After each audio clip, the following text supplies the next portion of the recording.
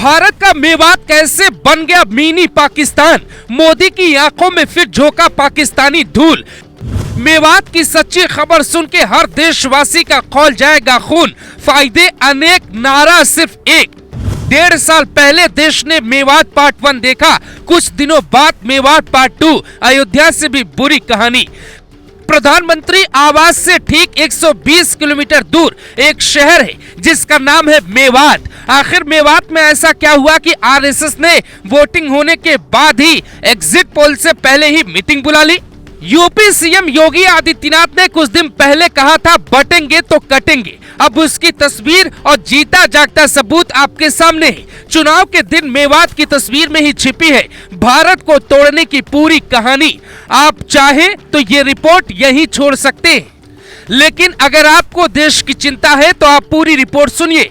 31 जुलाई 2023 में मेवात में एक भीषण दंगा हुआ। मेवात में हिंदुओं की हालत कश्मीरी पंडितों की तरह होती जा रही है। चुनाव में ऐसा नतीजा सामने आया जिसको देखकर हर हिंदू बोल उठा, अगर ऐसा है तो फिर देश में कुछ बड़ा संकट आने वाला है।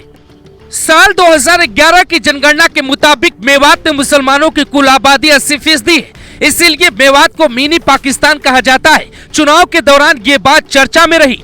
कश्मीर में एग्जिट पोल के अनुसार बीजेपी को सिर्फ 1 सीट मिल रही है, जबकि मेवात की रिपोर्ट ये बताने के लिए काफी है कि भारत का भविष्य कैसा होने जा रहा है।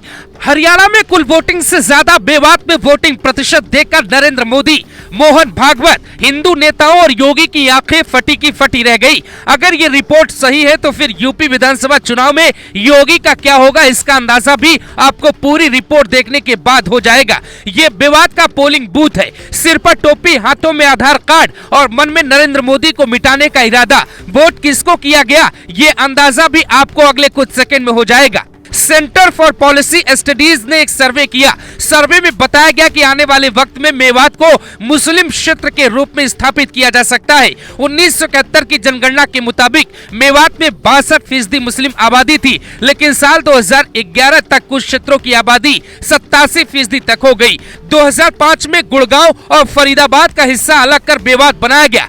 आज मेवात तहसील में मुसलमानों की संख्या 87% तक हो गई। ये ना तो कश्मीर है ना ही आसाम है, पर ये दिल्ली से 120 किलोमीटर दूर की बात है। लेकिन ये सब ऐसे ही नहीं हुआ। सुनिए चौंकाने वाली रिपोर्ट। साल 1926 में सबसे पहले तबलीगी जमात की शुरुआत मेवात से ही हुई। उस वक्त किसी ने नहीं सोचा था हालात ऐसे हो जाएंगे।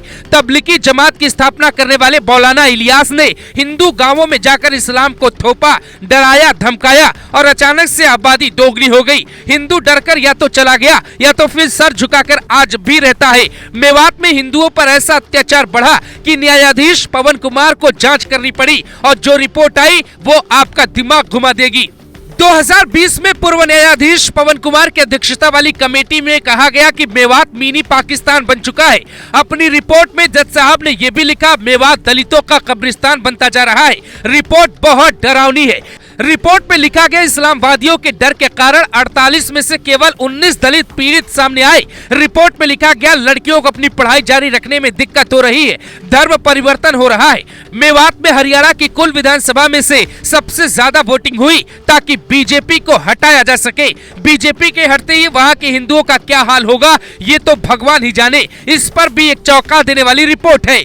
मेवात इसलिए खतरनाक हो रहा है क्योंकि दुनिया भर में भारत और सनातन धर्म के जितने भी विरोधी हैं, उनका एपिक सेंटर मेवात बन रहा है। 2018 में एनआईए ने कई दुश्मनों को पकड़ा। हाफिज सईद के लश्कर-ए-तैयबा का सहयोगी संगठन फलाह से इंसानियत फाउंडेशन के 3 आतंकवादियों को गिरफ्तार किया गया।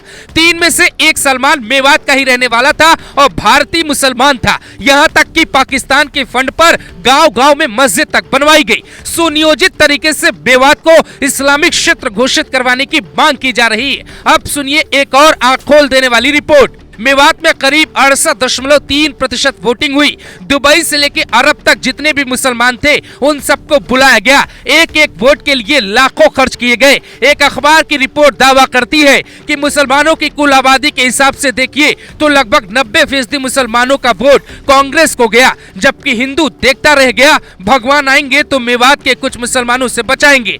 मेवात अकेला नहीं है, कश्मीर की कहानी सबको पता है। बीजेपी की आंख कब खुलेगी ये सवाल सोशल मीडिया पे तैरने लगा है। मेवात में जो हो रहा है उस पे नेताओं की खामोशी का मतलब क्या है? कांग्रेस कैसे मुसलमानों के वोट के लिए हिंदुस्तान के नक्शे का कलर ही बदलना चाह रही है? नरेंद्र मोदी से लेके मोहन भागवत तक टेंशन में है। देश में आज भी करीब 90 जिले ऐसे हो चुके हैं जहां आबादी मुस्लिम बाहुल्य है। बीजेपी सबका साथ सबका विकास का नारा दे रही है। मेवात में चुनाव वाले दिन नारा चला, हर वोट मोदी के खिलाफ, हर वोट योगी के खिलाफ। मेवात में बीजेपी हारी नहीं बल्कि बहुत भयानक तरीके से हारेगी। अब तय बीजेपी को करना है सबका साथ या सबका हिसाब।